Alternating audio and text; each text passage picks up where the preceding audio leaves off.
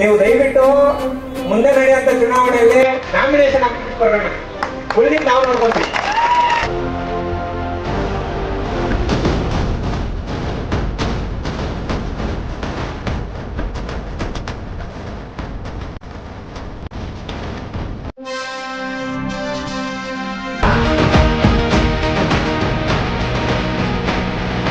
ಯಾವತ್ತೂ ಅಷ್ಟೇ ದಲಿತರು, ಶೋಷಿತರು, ನಿರಾಶ್ರಿತರಿಗೆ ಹೆಗಲಿಗೆ ಹೆಗಲು ಕೊಟ್ಟು ಸೀಮಣ್ಣವರು ಎಂದಿಗೂ ಕೂಡ ಇರ್ತಾರೆ.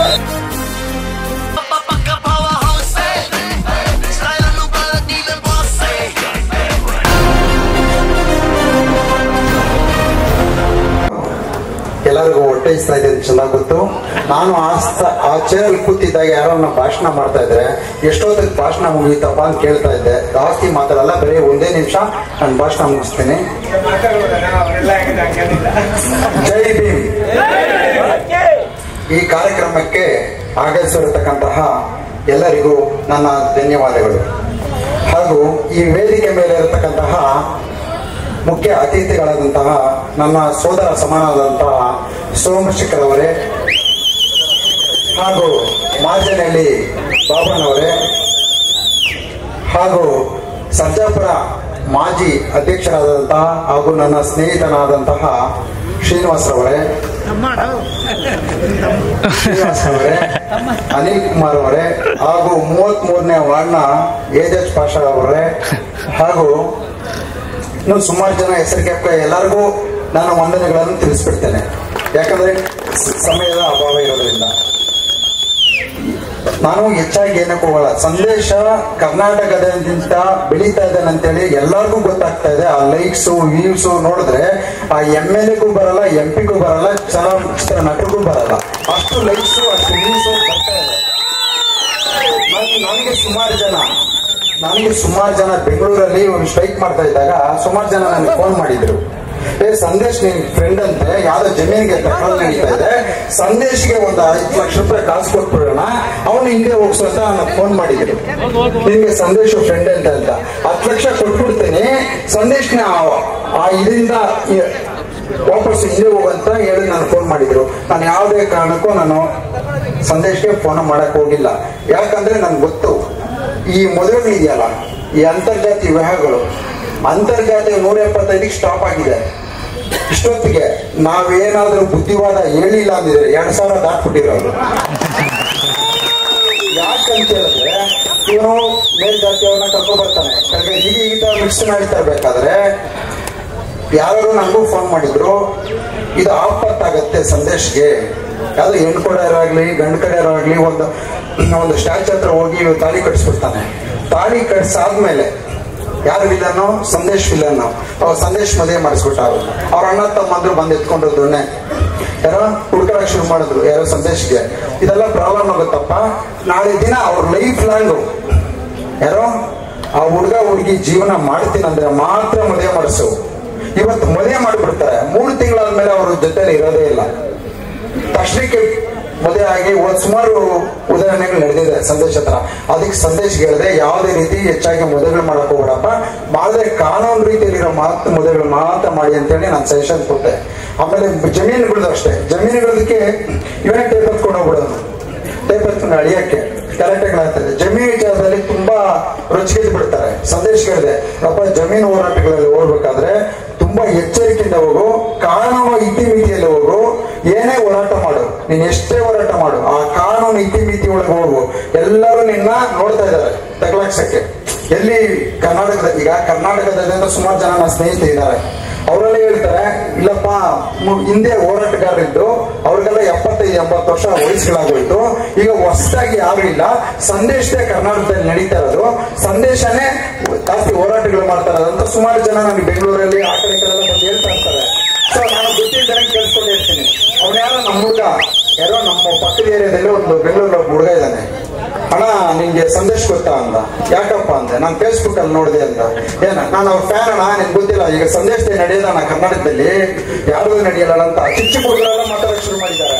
ಅವ್ರು ಯಾರು ಇಲ್ಲಿ ಬರಕ್ಕಾಗಲ್ಲ. ಸಂದೇಶ್ ಕೇಳಿದೆ, ನೀನು ದೊಡ್ಡ ಕಾರ್ಯಕ್ರಮ ಮಾಡಬೇಡಪ್ಪ, ಚಿಕ್ಕದಾಗಿ ಮುಗಿಸು, ನೀನು ದೊಡ್ಡ ಕಾರ್ಯಕ್ರಮ ಮಾಡ್ಬೇಕಾದ್ರೆ ಕರ್ನಾಟಕದಿಂದ ಬರ್ತಾರೆ, ಬೆಂಗಳೂರಲ್ಲಿ ಮಾಡು, ಬೆಂಗಳೂರಿಗೆ ಬರೋಕೆ ಎಲ್ಲರಿಗೂ ಹತ್ರ ಆಗತ್ತೆ, ಎಲ್ಲ ಕರ್ನಾಟಕದಂತೆ ಎಲ್ಲಾ ಜಿಲ್ಲೆಯಿಂದ ಬರ್ತಾರೆ. ಅವಾಗ ನಿನ್ಗೆ ಅನುಕೂಲ ಆಗುತ್ತೆ. ಬೇರೆ ಕೋಲಾರ ಅಂದ್ರೆ ಮಾತ್ರ ಸ್ವಲ್ಪ ಜನ ಸೇರಕ್ಕಾಗತ್ತೆ. ಇನ್ನು ಮುಂದೆ ಮಾಡ್ಬೇಕಾದ್ರೆ ದೊಡ್ಡದಾಗಿ ಏನಾರ ಮಾಡ್ಬೇಕಾದ್ರೆ ಬೆಂಗಳೂರಲ್ಲಿ ಮಾಡು, ಕರ್ನಾಟಕ ರಾಜ್ಯದಂತ ಹೆಸರು ಬರುತ್ತೆ ಅಂತ ಹೇಳಿದೆ. ಸುಮಾರು ಜನ ನನಗೆ ಅಣ್ಣ ನಿನಗೆ ಸಂದೇಶ್ ಫ್ರೆಂಡ ಹೌದಪ್ಪ. ಈಗ ಅವನು ನನ್ನ ಹತ್ರ ಬಂದಾಗ 20 ವರ್ಷ ಅವನಿಗೆ ಸಂದೇಶನ್ಗೆ ನನ್ನ ಭೇಟಿ ಮಾಡಿದಾಗ 20 ವರ್ಷ ಚಿಕ್ಕ ಹುಡುಗ, ಅದೇ ದೇಹ ಮಾತ್ರ ಬೆಳೆದ್ಬಿಟ್ಟಿತ್ತು. ಸೊ ಬಟ್ ಒಳ್ಳೆ ಹುಡುಗ, ಯಾರೇನ್ ಹೇಳಿದ್ರು ಅದು ಹೋರಾಟ ಮಾಡಕ್ ಹೋಗ್ಬಿಡ್ತಾ ಇದ್ದ, ಎಲ್ಲಾ ಕೆಲಸ ಮಾಡ್ಕೊಳಕ್ ಹೋಗ್ಬಿಡ್ತಾ ಇದ್ದ. ನಾನು ಮದುವೆ ವಿಚಾರದಲ್ಲಿ ಹಿಂಗೆ ಕಾನೂನು ಬಿಟ್ಟು ಮಾಡಕ್ ಹೋಗ್ಬೇಡ ಅಂತ ಅಡ್ಡ ಹಾಕಿದೆ. ಜಮೀನು ವಿಚಾರಗಳು ಹೋರಾಟ ಮಾಡ್ಬೇಕಾದ್ರೆ ನೀನೇ ಹೋಗಿ ಕಾನೂನು ಬಿಟ್ಟು ನೀನೇ ಹೋಗಿ ಲ್ಯಾಂಡ್ ಅಲ್ಲಿ ಜಮೀನಲ್ಲಿ ನಮ್ಮವ್ರಿಗೆ ಅನ್ಯಾಯ ಆಗ್ತದೆ ಅಂತ ಟೇಪ್ ಇಟ್ಕೊಂಡು ಹೋಗ್ಬೇಡ, ಹೋರಾಟ ಮಾಡು. ಕಾನೂನು ಇತಿಮಿತಿಯಲ್ಲಿ ಪೊಲೀಸ್ ಸ್ಟೇಷನ್ ಇದೆ, ತಾಲೂಕ್ ಆಫೀಸ್ ಇದೆ, DC ಆಫೀಸ್ ಇದೆ, ಕಾನೂನು ಹೋರಾಟನೇ ಮಾಡು. ಅದು ಬಿಟ್ಟು ಮಿತಿ ಮೀರಿ ಹೋಗ್ಬೇಡ. ಯಾಕಂದ್ರೆ ಒಬ್ಬನೇ ಮಗ ಇವನು, ಯಾರೋ ಸಂದೇಶ ಇದ್ರೆ ಸುಮಾರು ಜನಕ್ಕೆ ಅನುಕೂಲ ಆಗುತ್ತೆ, ಸುಮಾರು ಜನಕ್ಕೆ ಒಳ್ಳೇದಾಗತ್ತೆ. ಯಾರೋ ಇರ್ತಾರೆ. ಆಮೇಲೆ ಇನ್ನೊಬ್ರು ಯಾರೋ ಬಿಲ್ಡರ್ ನನಗೆ ಫೋನ್ ಮಾಡಿದ್ರು, ಬೆಂಗಳೂರಲ್ಲಿ ಯಾರೋ ಜಮೀನಿಗೆ ಸಂದೇಶ ಹೋರಾಟ ಮಾಡ್ತಾ ಇದ್ದಾನೆ ಅಂತ ಒಬ್ಬ ಬಿಲ್ಡರ್ ನನಗೆ ಫೋನ್ ಮಾಡಿದ್ರು. ನಿಮ್ ಜೊತೆ ಫೋಟೋ ನೋಡಿದೆ ಅಂತ. ಅವ್ರಿಗೇನಾದ್ರೂ ಕಾಸು ಕೊಟ್ಬಿಡೋಣ, 50 ಲಕ್ಷ ಕೊಡೋಣ ಅಂತ ಒಬ್ಬ ನನಗೆ ಫೋನ್ ಮಾಡಿದ್ದ, ದೊಡ್ಡ ಬಿಲ್ಡರ್. 50 ಲಕ್ಷ ಕೊಡೋಣ, ಸಂದೇಶ ಹೆಂಗೇನ ಕರ್ಸಿ ಮಾತಾಡುವ ಅಂತ ಹೇಳೋರು. ಏನಕ್ಕಪ್ಪ ಅಂದ, ಇಲ್ಲ ನಮ್ ಜಮೀನಿಗೆಲ್ಲ ಬಂದು ತಕರಾರು ಮಾಡ್ತಾ ಇದಾರೆ, ಸಂದೇಶ 50 ಲಕ್ಷ ಕೊಡ್ತೀನಿ, ದುಡ್ಡು ಮಾಡಂಗಿದ್ರೆ ಸಂದೇಶ ಇಷ್ಟೊತ್ತಿಗೆ ಕೋಟಿಗಳು ಮಾಡ್ಬಿಟ್ಟಿರೋ. ಆಗ ಹೀಗೆ ಪಂಡಾರ ಕಾಸು ಕೊಡು, ಅನ್ನ ಕಾಸು ಕೊಡು, ಚೇರ್ ಕಾಸು ಕೊಡು, ಟೇಬಲ್ ಕಾಸು ಕೊಡು, ಮೈಕ್ ಸೆಟ್ ಕಾಸು ಕೊಡು ಅಂತ ಕೇಳ್ತಾ ಇರ್ಲಿಲ್ಲ ಯಾರಿಗೂ. ಅವನೇ ಕೋಟ್ಯಾಧೀಶ್ವರ ಆಗ್ಬಿಡ್ತಾ ಇದ್ದ. ಯಾವುದೇ ಕಾರಣಕ್ಕೂ ದುಡ್ಡು ಬಿಟ್ಟಿಲ್ಲ. ಯಾರು ಹೇಳ್ತಾರೆ ಇಲ್ಲ ಹೋರಾಟಗಾರರಿಗೆ ಮಾಮೂಲಿ ವಿಷಯ, ಹೋರಾಟಗಾರ ಮೇಲೆ ಹೇಳಿದ್ರೆ ರೋಲ್ ಕಾಲ್ ಮಾಡ್ಬಿಟ್ಟು ರೋಲ್ ಕಾಲ್ ಗಿರಾಕಿಗಳು ಅಂತ ಸುಮಾರು ಜನ ಬೇಕಾಗಿ ಕೇಳಿದೀನಿ. ಆದ್ರೆ ಸಂದೇಶ್ ನನಗೆ ಫೋನ್ ಮಾಡೋದಾಗಲಿ, ನಾನು ಸಂದೇಶ್ ಫೋನ್ ಮಾಡೋದಾಗ್ಲಿ ಒಂದೇ ಎಚ್ಚರಿಕೆ, ಕಾನೂನು ಬದ್ಧ ಪದಗಳನ್ನು ಮಾತಾಡು, ಕಾನೂನು ವಿರೋಧವಾಗಿ ಮಾತಾಡಬೇಡ. ನೀನು ಮಾತಾಡಿದ್ರೆ ಸಾಕು, ಇಲ್ಲ ನಿಮಗೆ FIR ಹಾಕಿ ಜೈಲ್ ಕಳ್ಸಕ್ಕೆ ರೆಡಿ ಇದ್ದಾರೆ. ತುಂಬಾ ಜನಗಳು ಕಾಯ್ಕೊಂಡಿದ್ದಾರೆ, ಎಚ್ಚರಿಕೆಯಿಂದ ಹೆಜ್ಜೆಡ ಅಂತ ಹೇಳಿದ್ರೆ. ಸೊ ಯಾರಾಗ್ಲಿ ಹೋರಾಟಗಾರರಾಗ್ಲಿ ಒಂದ್ ಏರಿಯಾದಲ್ಲಿ ಹೋರಾಟ ಮಾಡ್ಬೋದು. ಬೆಳಿಗ್ಗೆ ಬೆಳಗಾಮಲ್ಲಿ, ರಾಯಚೂರಲ್ಲಿ, ಇನ್ನೊಂದ್ ದಿನ ದಾವಣಗೆರೆಯಲ್ಲಿ ಓಡಾಡಕ್ಕೆ ಯಾರಿಗೆ ತುಂಬಾ ಕಷ್ಟ ಇದೆ. ಎಂತ ಸಾವುಕಾರರೇ ಓಡಾಡಕ್ಕಾಗಲ್ಲ. ಏನೋ ಡೀಸೆಲ್ ಹಾಕೊಂಡು ಒಂದೊಂದು ಏರಿಯಾಗೆ ಹೋಗಕ್ಕಾಗಲ್ಲ. ಅಂತದ್ರಲ್ಲಿ ಸಂದೇಶ ಓಡಾಡ್ತಾನ ಅಂತ ಹೇಳಿದ್ರೆ ನಮ್ಗೆ ಸಂತೋಷ ಆಗತ್ತೆ.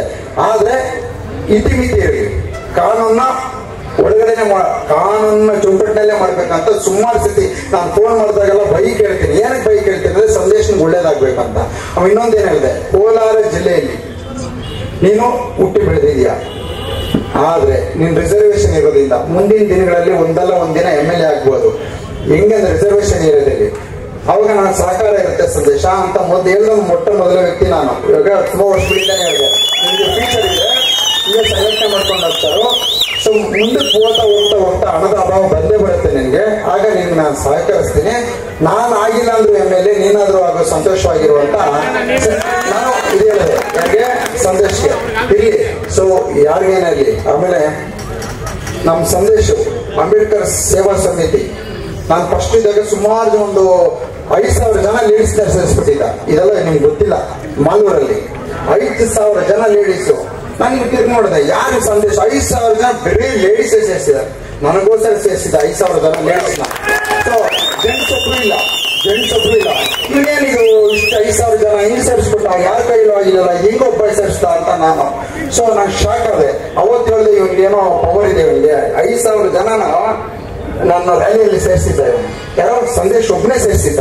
ನನಗೆ ಅವಾಗ ಸಂತೋಷ ಆಯ್ತು. ಇವನಿಗೆ ಮುಂದೆ ಎಲೆಕ್ಷನ್ ಇದೆ, ಎಲ್ಲೋ ಒಂದ್ ಹಂತಕ್ಕೆ ಬೆಳಿತೇನೆ ಅಂತ ಅವಾಗಲೇ ನಾನು ಯೋಚನೆ ಪಟ್ಟಿದ್ದೆ. ಆಮೇಲೆ ನಮ್ಮ ಕಾಂತರಾಜ್, ಮಾಲೂರು ಅಧ್ಯಕ್ಷರು, ಅಂಬೇಡ್ಕರ್ ಸೇವಾ ಸಮಿತಿಯ ಮಾಲೂರು ಅಧ್ಯಕ್ಷರ ಕಾಂತ, ಡಿಸ್ಟ್ರಿಕ್ಟ್ ಅಧ್ಯಕ್ಷರು ಕಾಂತ, ತುಂಬಾ ಹೋರಾಟ ಮಾಡ್ತಾ ಇದ್ದಾರೆ, ಕಷ್ಟಪಡ. ಆ ತರ ಹೋರಾಟಗಾರರು ಒಬ್ರಿರೋದು ಒಂದೇ. ನಿನ್ ಜೊತೆಲಿ 1000 ಜನ ಮುಖವಾಡ ಹಾಕೊಂಡು ಮಾತಾಡ್ತಾರಲ್ಲ, ಅದು ವೇಸ್ಟ್. ಹತ್ರ ಇದ್ದು ಒಬ್ಬ ದುಡಿಲಿ. ಯಾರೋ ಕಾಂತ ದುಡಿತಾ ಇದ್ದಾನೆ, ನೋಡ್ತಾ ಇದ್ದಾರೆ, ಪಂಚ ಕಟ್ಕೊಂಡು ಅಲ್ಲಿ ಓಡಾಡೋದು. ಸೊ ಇಲ್ಲಿ ಮುಖವಾಡ ಹಾಕೊಂಡು 1000 ಜನ ನಮ್ಮ ಸ್ನೇಹಿತರಾಗಿರ್ಬೋದು. ಆದ್ರೆ ನಿಯತ್ತಾಗಿ ಜೊತೆಲಿ ಇದ್ದು ನಿಯತ್ತಾಗಿ ಮಾತಾಡೋರ್ನ ಜೊತೆಲಿ ಇಟ್ಕೋಬೇಕು ಅಂತ ಹೇಳಿದ್ರೆ ಜಾಸ್ತಿ ಏನೋ ಮಾತಾಡಕ್ ಹೋಗಲ್ಲ. ಸಂದೇಶಕ್ಕೆ ಒಳ್ಳೇದಾಗ್ಲಿ, ಒಳ್ಳೆ ಭವಿಷ್ಯ ಸಿಗ್ಲಿ, ಮುಂದಕ್ಕೆ 1000 ಜನಕ್ಕೆ, ಲಕ್ಷಾಂತರ ಜನಕ್ಕೆ ಒಳ್ಳೆ ಕೆಲಸ ಮಾಡೋಂತಹ ಮನು ಧೈರ್ಯ ಶಕ್ತಿ ಎಲ್ಲ ದೇವರು ಕೊಡ್ಲಿ ಅಂತ ಹೇಳ್ತಾ 2 ಮಾತುಗಳನ್ನು ಮುಗಿಸೋಕೆ ಇಷ್ಟಪಡ್ತೀನಿ. ಜೈ ಹಿಂದ್, ಜೈ ಕರ್ನಾಟಕ ಮಾತೆ, ಜೈ ಭೀಮ್.